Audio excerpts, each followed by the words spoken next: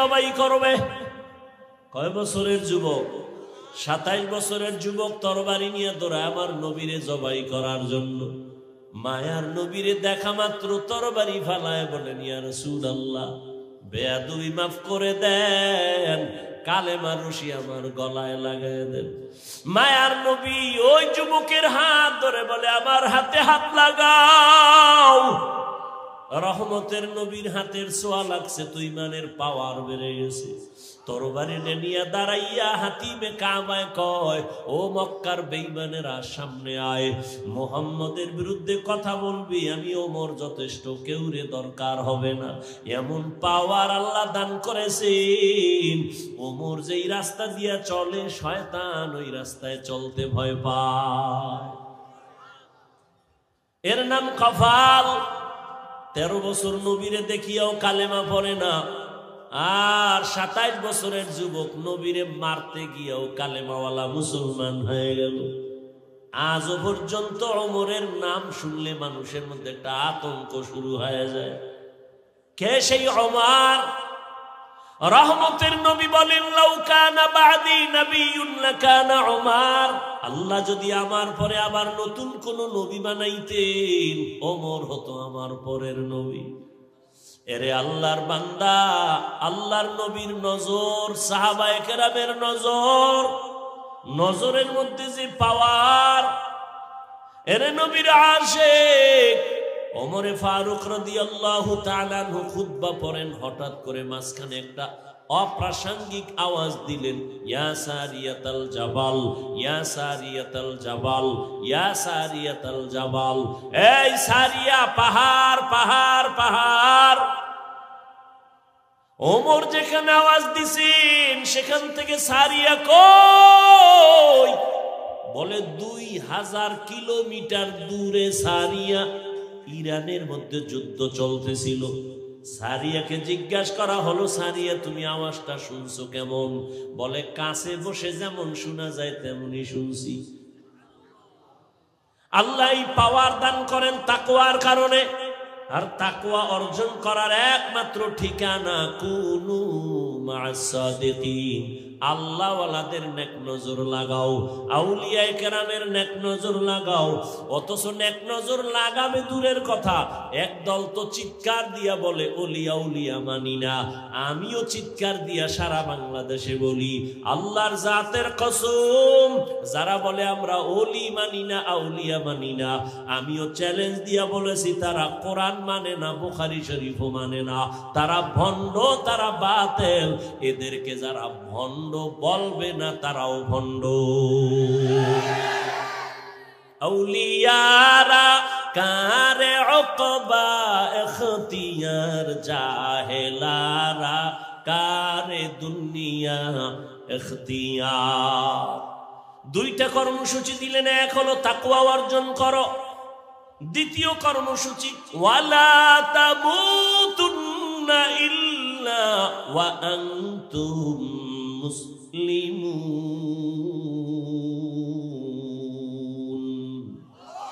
মুসলমান না হইয়া মরবি না।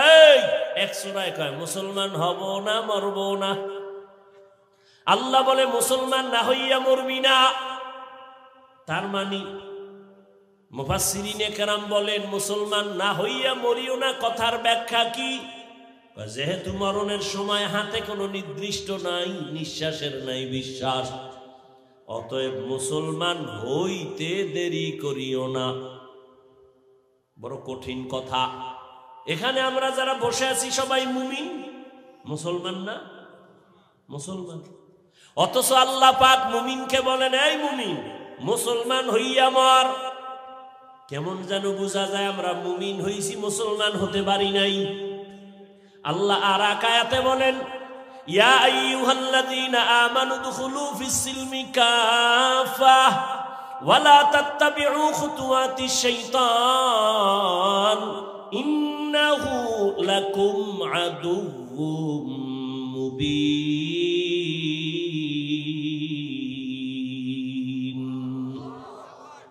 ও মুমিনেরা, ইসলামের মধ্যে পরিপূর্ণ ঢুকে যাও।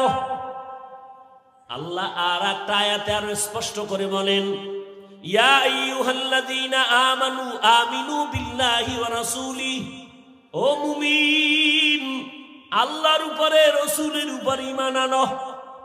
আরে আমরা তো মুমিন হইছি আল্লাহ এবং রাসূলের উপর ঈমান আনার কারণেই তো আমরা মুমিন। আল্লাহ আবার মুমিনের কয় ঈমান আন। ঘুমাইতেছেন? খুব খেয়াল করেন, মুমিনেরে আল্লাহ ডবল করে ঈমান আনতে বললেন কেন? আল্লাহ তো জানেন এমন একটা যুগ আসবে আমার নবী বিদায়ের পরে, দুনিয়ার মুসলমানেরা নিজেরা দ্বন্দ্ব করবে ধর্ম নিয়া, বেঈমানের লাগে দ্বন্দ্ব না কইরে করবে মুমিনে মুমিনে, শুধু শুধু হিংসার বশীভূত হইয়া তর্ক বিতর্ক করে দলে দলে ভাগ হয়ে যায়। এখানে এত মুসলমান আপনারা আছেন, আমাকে একটা কথার সাক্ষী দেন তো, আল্লাহকে সাক্ষী রেখে আমাকে একটু জবাব দিবেন। যারা বুঝেন দিবেন, পারেন না বুঝেন না চুপ থাকবেন। বাংলাদেশে দাওয়াত ও তাবলীগের দ্বারা ইসলামের কি কি ক্ষতি হয়েছে বলেন তো, সত্য কথাটা বলেন। এই আপনারা কথা বলেন না কেন? সত্য কথা বলবেন, সিনা টান করে এত টেনশন কিসের? মানেন আর না মানেন স্বীকার করেন। দাওয়াত ও তাবলীগের দ্বারা ইসলামের কি ক্ষতি হয়েছে? মুসলমানের ক্ষতি হয়েছে। নাম্বার 2, কওমি মাদ্রাসার দ্বারা এদেশে ইসলামের এবং দেশের মুসলমানের কি কি ক্ষতি হয়েছে? আচ্ছা, যারা হক পীর ভণ্ডনা, চরমনাই, নানুপুর, উজানি সহ আরো যারা আছে, এদের দ্বারা এই দেশে ইসলামের কি কি ক্ষতি হয়েছে? সবাই একমত? কি একমত? তাবলীগের দ্বারা এ দেশ, ইসলাম, মুসলমানের কোনো ক্ষতি?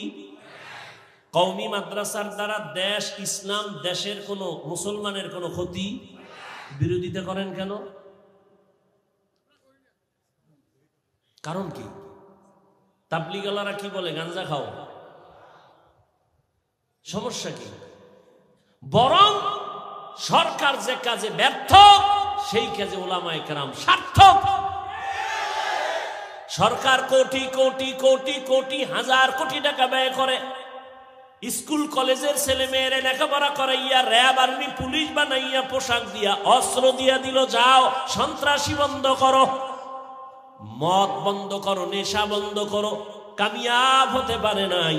আর তাবলীগওয়ালারা, পীর মাশায়েখেরা, উলামায়ে কেরাম কান্না দিয়া দিয়া পাও দইরা দইরা আজকে বুঝায়, বাবারা নামাজ পড়ো, পর্দা করো, হালাল খাও, মা বাবার সাথে বেয়াদবি করিও না, ওলামায়ে কেরামের নেক নজর নেও, শিক্ষকের দোয়া নিয়ে আগাও, গুনাহ ছাড়ো, নামাজ পড়ো, কারো হক নষ্ট করবা না, ভাইয়ের হক নষ্ট করিও না, বোনের হক নষ্ট করিও না, সন্তানের হক নষ্ট করিও না। এইভাবে পায়ে ধরে বুঝাইয়া বুঝাইয়া লক্ষ লক্ষ জেনারেল লাইনের মানুষগুলো আজকে দাড়িওয়ালা নামাজি, ডাকাত ছিল এখন ডাকাতি করে না, হারাম খাইতো এখন হারাম খায় না, সবার হাতে তসবিহ, মাথায় টুপি, আজান হলে মসজিদে দৌড়ায়। কথা ঠিক? এরপর আলেম ওলামা খারাপ, তোর 14 গোষ্ঠী খারাপ, তোর অন্তর খারাপ, তোর ঈমান খারাপ।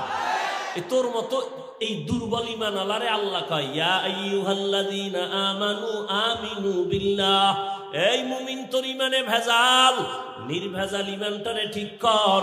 ঈমানের মধ্যে শিরিকের গন্ধ আছে, তাড়াতাড়ি শিরিক মুক্ত ঈমানটা রেডি কর। আমলের মধ্যে বেদাতির গন্ধ আছে, তাড়াতাড়ি বেদাত মুক্ত আমলকে পরিশুদ্ধ কর।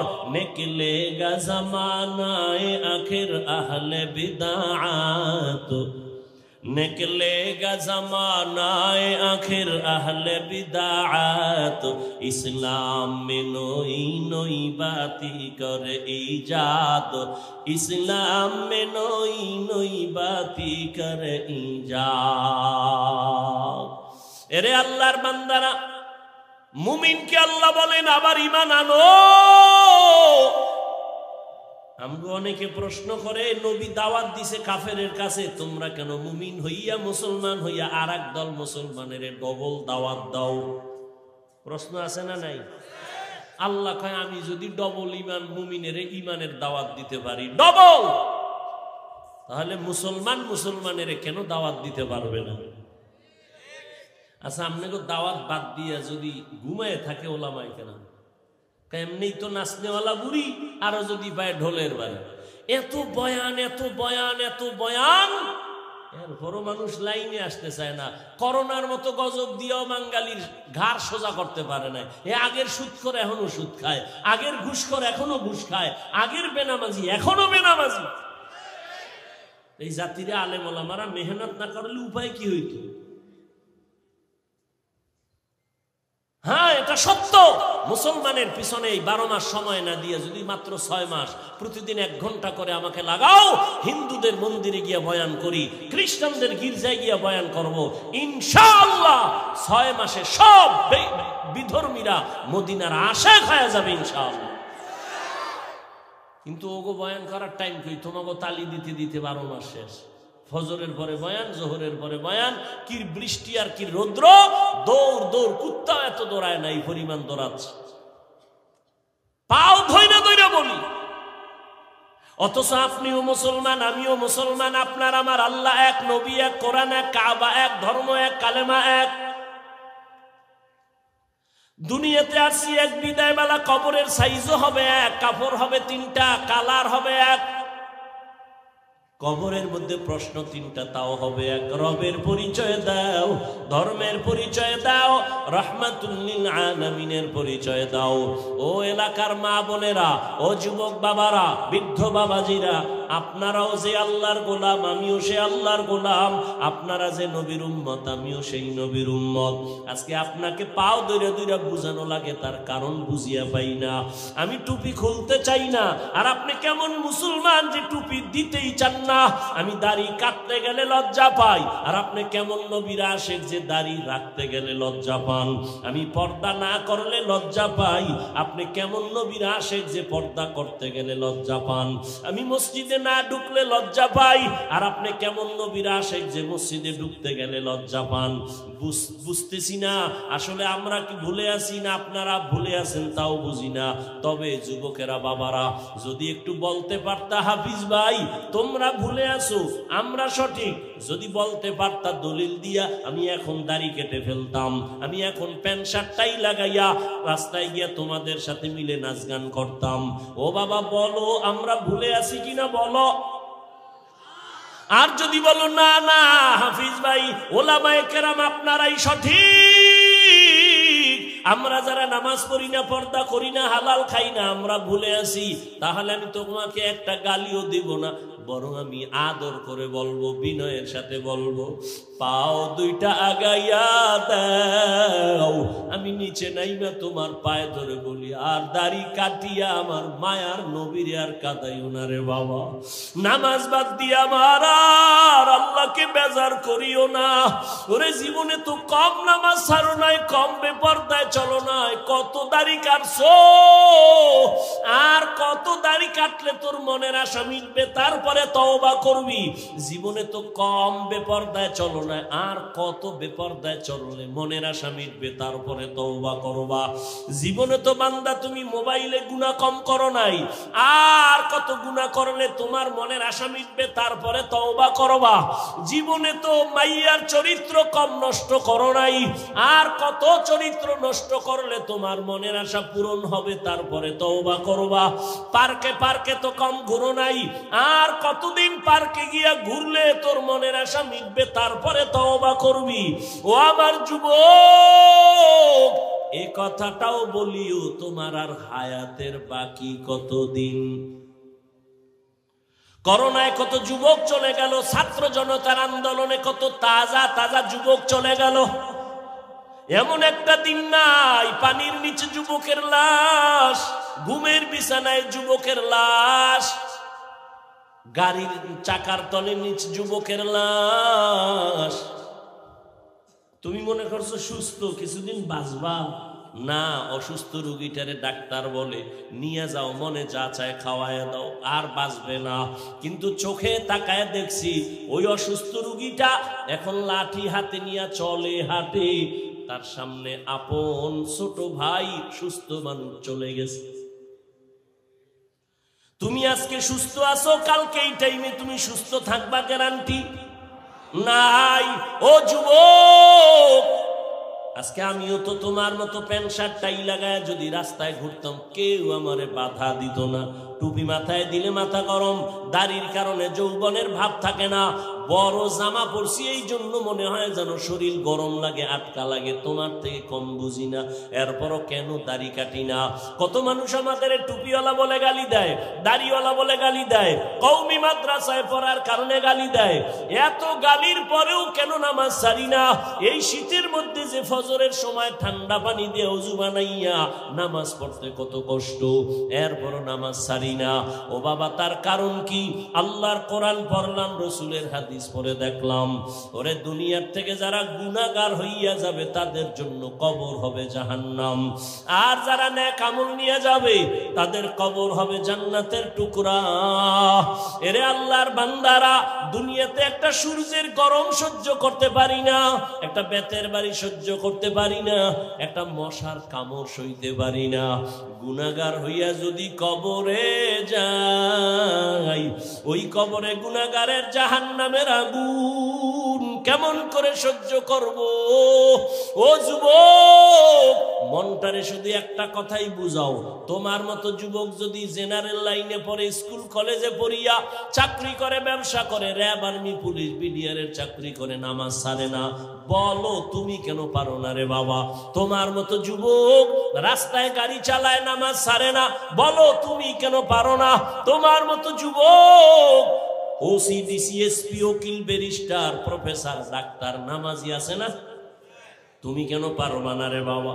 তোমার কপালে না জানি কারো অভিশাপ লাগছে। ও যুবক বাবা, আমি যে এতক্ষণ চিল্লাইয়া বয়ান করছি, একবারও কিন্তু বলি নাই আমি পাঁচকল্লি পড়েছি তোমরাও পড়ো, না হয় ধ্বংস। একবারও বলি নাই, ভয় নাই, বলবো না আমি কওমি মাদ্রাসার সন্তান। একবারও বলি নাই কওমিতে পড়ো, আমি তাবলীগের লাইনের সন্তান, আমি পীরের মুরিদ। একবারও বলি নাই পীরের কাছে না গেলে, তাবলীগে না গেলে তুমি জাহান্নামী।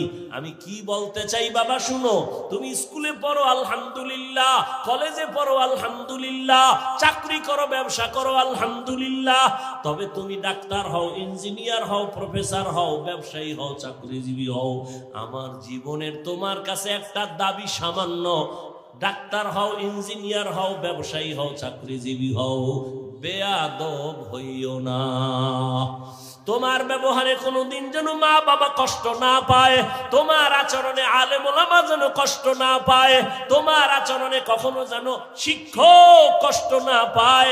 কারণ তুমি ডাক্তার হও আর আমি মাওলানা হই, যাই হই না কেন, সফলতার জন্য 3 লাইনের দোয়া লাগবে, 3 জায়গার থেকে দোয়া। মা বাবার দোয়া ছাড়া সফলতা আসবে না, শিক্ষকের দোয়া ছাড়া লেখাপড়ার সফলতা আসবে না, আলেমের দোয়া ছাড়া চরিত্রের কল্যাণ আসবে না। অতএব মা বাবার দোয়া নাও, বেয়াদবি করিও না, শিক্ষকের দোয়া নিয়ে চলো, বেয়াদবি করিও না, ওলামায়ে কেরামের দোয়া নিয়ে আগাও, বেয়াদবি করিও না। জীবনে যা করছো এখনো তওবা করো, কয়দিন আর দুনিয়াতে বাঁচবা? গত বছর এখানে বয়ান চলছিল না, চলে নাই? এবছরও চলতেছে, ইনশাআল্লাহ আগামী বছরও চলবে। কিন্তু একটু বিবেকটাকে জিজ্ঞাসা করো, গত বছর এই ময়দানে বহু মানুষ ছিল, আজকে তারা দুনিয়াতে জিন্দাই নাই। আবার আগামী বছর বয়ান হবে, আজকে যারা আছো আগামী বছর কে এখান থেকে বিয়োগ হয়ে যাবে বলা যায় না রে বাবা। এখনো সময় আছে, তওবা করিয়া নাও। ও আমার যুবক বাবারা, ও পর্দার আড়ালের মা বোনেরা, এরে আম্মা জান, আপনাদের সন্তানদের যত বয়ান শুনাইলাম, আপনারা যদি দোয়া না করেন, চেষ্টা না করেন, এই বয়ান সন্তানের জীবনে বাস্তবায়ন করা সম্ভব হবে না। কারণ আপনারাই তো সন্তানের গাছ, সন্তান হলো আপনাদের ফল। গাছ ভালো হলেই তো ফল ভালো হবে। এই দুনিয়ায় ভালো ভালো যত সন্তান আসছে, দুনিয়ার লাইনে বলেন আর আখেরাতের লাইনে বলেন, সব মায়ের অবদানের কারণে। এসপি সাহেবের ব্যবহার ভালো, মায়ের অবদান। ডিসি সাহেবের আচরণ ভালো, মায়ের অবদান। আলেমের আচরণ ভালো, মায়ের অবদান। প্রফেসরের আচরণ ভালো, মায়ের অবদান। এরে আম্মা জান, এই কারণেই তো আপনাদের মর্যাদা। আপনারা নবী না নবীদের মায়ের মতো দামি, আপনারা সাহাবায়ে কেরামদের মায়ের মতো দামি, আপনারা আয়েশা রাদিয়াল্লাহু আনহার মতো দামি নারী, ফাতেমা রাদিয়াল্লাহু আনহার মতো দামি নারী, খাদিজা রাদিয়াল্লাহু তাআলা আনহার মতো দামি নারী, ইসমাঈল নবীর মা হাজরা আলাইহা সালামের মতো দামি নারী, ঈসা নবীর মা মারিয়াম আলাইহা সালামের মতো দামি নারী। এই দুনিয়ার এক দুশমন, আল্লাহর বড় দুশমন ফেরাউন, জানেননি তার স্ত্রীর নাম কি? আসিয়া। এত বড় বেঈমানের ঘরে থাইকে আমার আল্লাহর এত পেয়ারা হয়ে গেলেন। রহমতের নবী বলেন কিয়ামতের দিন আমি মুহাম্মদের সাথে আসিয়ার সাথে বিবাহ হয়ে যাবে। এরে আম্মা জানেরা, আপনার স্বামী তো ফেরাউনের থেকে খারাপ না, আপনার স্বামী তো ভদ্র। কত কষ্ট করে দিন রাত্র শুধু সন্তান যেন আরামে থাকে, স্ত্রী যেন হাসি মুখে থাকে। কোন স্বামী নিজের জন্য কামাই রুজি করে না। সব স্বামীরা স্ত্রীর শান্তির জন্য, সন্তানের শান্তির জন্য নিজের জীবনকে বিসর্জন দেয়। নিজে না খাইয়া থাকলেও কষ্ট পায় না, যদি শুনে সন্তান খানা পায় নাই, বাবার চোখে আর ঘুম হয় না।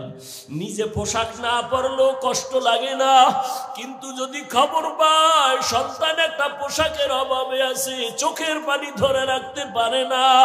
এরে যুবক, এই চিন্তা যদি করতে, বাবার সম্পদ এটা বাবার না, মইরা গেলে তো তোর হয়ে যাবে, এই চিন্তা যদি করতি, বাবার সন্তানের খেয়ানত করতি, সম্পদের খেয়ানত করতি না। আম্মা জানেরা যদি ভাবতেন স্বামী যদি মরিয়া যায় এই সম্পদ তো আমার হয়ে যাবে, এই চিন্তা যদি মা করতেন, কোন মা স্বামীর মাল খেয়ানত করত না।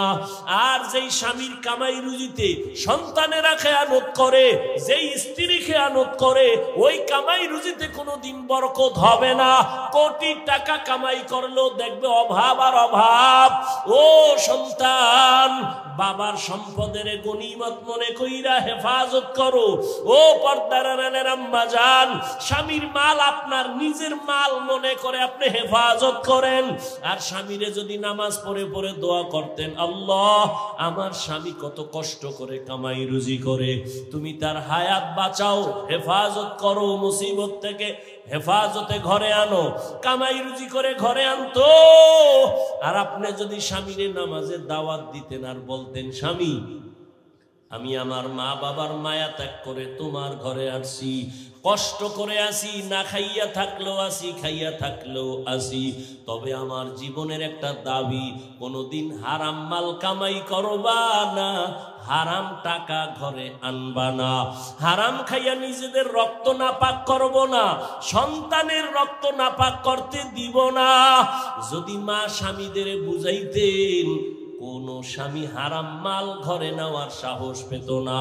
আর একটা কথা জেনে রাখবেন, সন্তানের যেই মা বাবায় হারাম খাওয়াইয়া বড় বানাবে, ওই সন্তান কোনোদিন মা বাবার খেদমত করবে না। এখনো সময় আছে আম্মা জান, আপনার সন্তানকে আদর্শ ডাক্তার বানান, আদর্শ ইঞ্জিনিয়ার বানান, আদর্শ প্রফেসর বানান। আপনার সন্তানের আচরণে যেন আলেম ওলামারা খুশি হয়ে দোয়া করে, শিক্ষক খুশি হয়ে দোয়া করে। এই জমিনে এক মিনিটে একটা ঘটনা শুনাই, আপনারা হয়তো অনেকে জানেন। জমিনের একজন আল্লাহর ওলি মদিনাতুল মুনাওয়ারা থেকে ভারতের জমিনে আসছেন কালেমার দাওয়াত নিয়া। খাজা মঈনুদ্দিন চিশতি আজমিরি রহমাতুল্লাহি আলাইহি মানুষের দ্বারে দ্বারে গিয়ে দাওয়াত দেয়। এক পর্যায়ে লক্ষ লক্ষ লক্ষ লক্ষ বিধর্মী খাজা মঈনুদ্দিন চিশতি আজমিরির হাতে মুসলমান হয়ে গেল। আজমিরি রহমাতুল্লাহ আলাইহি বাসায় গেলেন, মায়ের সামনে খুব আনন্দ হাসি। আম্মা জান জিগা, এই মঈনুদ্দিন এত আনন্দ কেন? মঈনুদ্দিন বলে, মা বহু বিধর্মী আমার হাতে কালেমা পড়েছে। মা ডাক দিয়া কয়, রে মঈনুদ্দিন এগুলো তোমার বাহাদুরি না, আমি মায়ের অবদান। খাজা মঈনুদ্দিন চিশতি আজমিরি কয়, মা তোমার অবদান কি? মা ডাক দিয়া কয়, বাবা চোখের পানি ছেড়ে ছেড়ে কান্না করে বলে, মঈনুদ্দিন আমার গর্ভে যেদিন তুই আসছ, আল্লাহর জাতের কসম আমি মা ঘুমাইতাম না, রাতের গভীরে সিজদায় পড়ে কান্না করতাম আর দোয়া করতাম, হে মালিক আমার আমার গর্বের সন্তান তুমি তোমার খাস ওলি বানাইয়া পাঠাইও। আমি মা এমন একটা রাত নাই যে কান্না করে দোয়া করি নাই। ও মঈনুদ্দিন, তুই যখন দুনিয়াতে আসছো, আমি মা তোরে যতদিন দুধ পান করাইছি, আল্লাহর কসম এক ফোঁটা দুধও আমি মা তোর মুখে বিনা অজুতে দেই নাই। আমি অজু ছাড়া তোরে দুধ পান করাই নাই। ও পর্দার আড়ালের মা, এরাও তো মা, আপনারাও তো মা। মনে কি চায় না একটা ভালো সন্তানের মা হইয়া কবরে যাবেন? আপনার সন্তানের আদর্শের কারণে মানুষ কলিজা ভরে দোয়া করবে, আপনার জন্য দোয়া করবে। এখনো সময় আছে, তওবা করেন। আর বেপরদায় চলবেন না, আর নামাজ ছাড়বেন না, স্বামীর মাল খেয়ানত করবেন না, মোবাইলে চরিত্র বিক্রি করবেন না, সময় নষ্ট করবেন না। আপনার মতো কত মা এই অঞ্চলে এখনো আছে, পর্দা করে, নামাজ পড়ে, স্বামীর মাল হেফাজত করে, সন্তানকে আদর্শওয়ালা বানানোর মেহনত করে, মোবাইলে সময় নষ্ট করে না। এরে আম্মা জানেরা, আপনারা কেন পারবেন না? ও আমার বাবাজিরা, আপনারাও তো এই জমিনে আছেন, কয়দিন আর থাকবেন বলা যায় না। আপনার মতো কত বুড়া মসজিদে গিয়া 5 বেলার নামাজ পড়ে, আপনারা কেন পারবেন না? এখন থেকে তওবা করে নেন। মরিয়া গেল নামাজ ছাড়বেন না, দাড়ি কাটবেন না, বেপরদায় চলবেন না। ও আমার কলিজার যুবক বাবারা, হেদায়াতের মালিক আল্লাহ। জানি না আবু জাহালের মতো কে কপাল পরা এখানে বসছে জানি না, আর কার কপাল জানি ওমরের মতো তাজা। গুনার কথা স্মরণ করিয়া কে যেন তওবার নিয়ত করেছে। ও যুবক বাবারা, যদি তওবার নিয়ত থাকে, মনে মনে আমার আল্লাহকে ডাকো আর বলো, হে আল্লাহ, জীবনে তো কম দাড়ি কাটি নাই, নামাজ কম কামাই দেই নাই, বেপরদায় কম চলি নাই রে আল্লাহ। মনে হয় গুনার কারণে আমি এখন নাপাক, আমার হাত নাপাক, চোখ নাপাক, জিহ্বা নাপাক, অন্তর নাপাক। আমাকে মানুষ মাওলানা বলে, মুফতি বলে, মুহাদ্দিস বলে, আসলে আমি এখন পর্যন্ত মানুষ হইতে পারি নাই। মানুষ আমারে সম্মানের চেয়ার দেয়, অথচ আমার গুনার কারণে আমি বড় অপরাধী। ও যুবক, তোমার মতো যুবক নামাজির অভাব নাই, মনেরে বুঝাইয়া তওবা করো। আল্লাহকে বলো, আল্লাহ, আমার মতো যুবক যদি গাড়ি চালায়, কৃষি কাজ করে, নামাজ পড়ে, শ্রমিকের কাজ করে, নদীর মধ্যে মাছ ধরিয়াও নামাজ পড়ে, আমিও তৈরি হয়ে গেলাম। যতদিন হায়াত পাই আর নামাজ ছাড়বো না, দাড়ি কাটবো না, বেপরদায় চলবো না, মা বাবার সাথে কষ্ট বেয়াদবি করব না, বরদোয়া নিব না, শিক্ষকের দোয়া নিয়া, উলামায়ে কেরামের পরামর্শ নিয়া, নবীজির তরিকা মেনে খাঁটি মুসলমান হইয়া তাকওয়া নিয়া জান্নাতের পথে চলবো। তওবা করার যদি কারো নিয়ত হয়, মুনাফিকি দুর্বলতা যদি না থাকে, খাঁটি তওবার নিয়ত যাদের আছে, দুটো হাত আমার আল্লাহকে দেখাইয়া দাও। আয় আল্লাহ, হাতগুলো কবুল করে নেন, তওবা কবুল করে নেন, তওবার উপরে মজবুত হইয়া চলার মতো তৌফিক দান করেন, আমিন। আলহামদুলিল্লাহি রাব্বিল আলামিন। ربنا ظلمنا أنفسنا وإن لم تغفر لنا وترحمنا لنكونن من الخاسرين. ربنا آتنا في الدنيا حسنة وفي الآخرة حسنة وقنا عذاب النار. رب ارحمهما كما ربياني صغيرا. اللهم إنك عفو كريم تحب العفو فاعف عنا.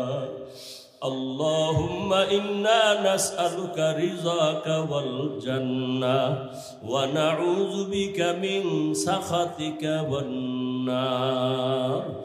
يا أرحم الراحمين يا أرحم الراحمين يا أرحم الراحمين. اللهم إني ظلمت نفسي ظلما كثيرا ولا يغفر الذنوب إلا أنت فاغفر لي مغفرة من عندك وارحمني إنك أنت الغفور الرحيم اللهم إنا نعوذ بك من البرص والجنون والجذام وسيء الأسقام ও দয়ার মালিক গুনার বোঝা নিয়া 2 দিন ব্যাপী মাহফিলের আখিরি দোয়া ও আল্লাহ কত উলামায়ে কেরামরা হাজির কত ব্যবসায়ী চাকরিজীবী কত আমার কলিজার যুবক বাবারা ছাত্ররা হাত তুলেছেন পর্দার আড়ালে কত মা বোনেরা হাত তুলেছেন আয় আল্লাহ আমরা সবাই গুনাহগার জাহান্নামের আসামি আমার গুনার খবর আমার মা বাবা ভাই বোন আপনজন কেউ জানে না যদি আমার গুনার খবর জানতেন কেউ আমাদের মায়ার নজরে ভালো চোখে দেখতেন না ও আল্লাহ আপনি যে কত দয়ার মালিক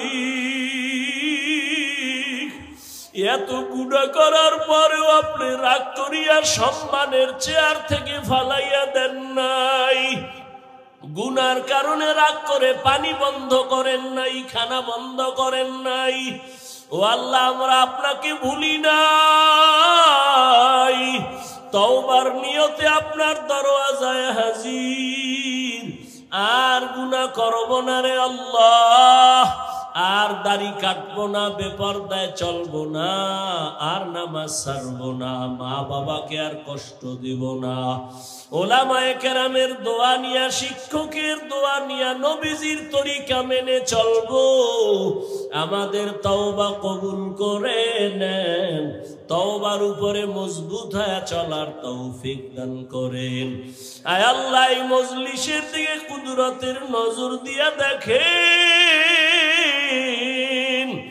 আয় আল্লাহ আমরা সবাই গুনাহগার আয় আল্লাহ নবীজির আমরা মায়ার উম্মত নবীজির মোহাব্বতে আমাদের আপনি মাফ করে দেন আয় আল্লাহ মাহফিল কবুল করে নেন।